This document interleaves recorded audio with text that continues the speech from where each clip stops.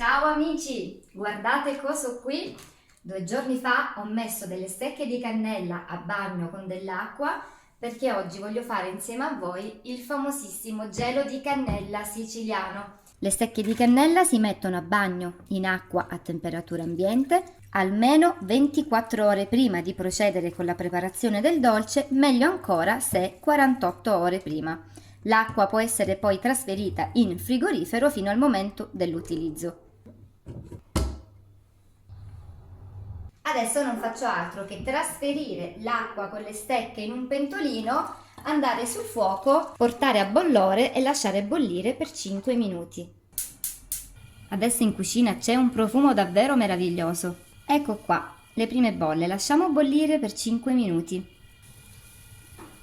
Nel frattempo ne approfitto per suggerirvi altre ricette. Qualcuno di voi tempo fa mi ha dato simpaticamente l'appellativo di regina del gelo, perché in effetti negli ultimi anni ve ne ho mostrate tantissime versioni, dal gelo di mandarino, che è quello preferito da nonna Carmela, al gelo di arance, al gelo di fragole, una versione più primaverile, passando per il gelo di melone, la versione prettamente estiva. Quello di cannella in effetti mancava, quindi non vedo l'ora di mostrarvi anche il risultato finale.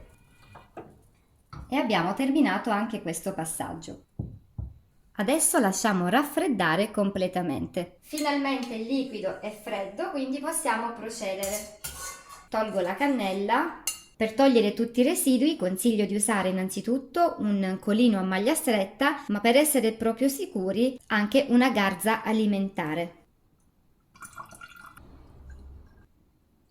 Come vedete, un po' perché la cannella ha assorbito l'acqua, un po' perché si è asciugata durante l'ebollizione, ovviamente ci viene a mancare la quantità che ci serve. Aggiungiamo l'acqua necessaria per arrivare nuovamente ad 1 litro. Gli altri ingredienti che ci servono sono l'amido, io preferisco quello di grano ma va bene amido di mais, 90 grammi per 1 litro di liquido, e lo zucchero, nel mio caso 150 grammi. Dobbiamo sciogliere intanto l'amido con una piccola quantità di liquido per togliere tutti i grumi. Aggiungiamo anche lo zucchero e mescoliamo ancora un po'. E una volta sicuri di non avere più grumi possiamo aggiungere tutto l'infuso di cannella. Possiamo andare sul fuoco.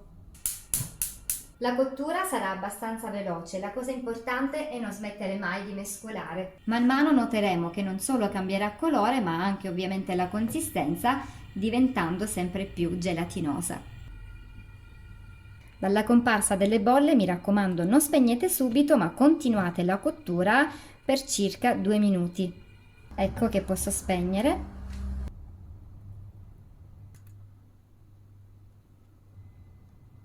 Adesso lascio raffreddare le mie formine a temperatura ambiente, poi le sposto in frigorifero dove dovranno stare dalle 6 alle 8 ore prima di sformarle e ottenere il nostro dolce che sarà simile ad un budino.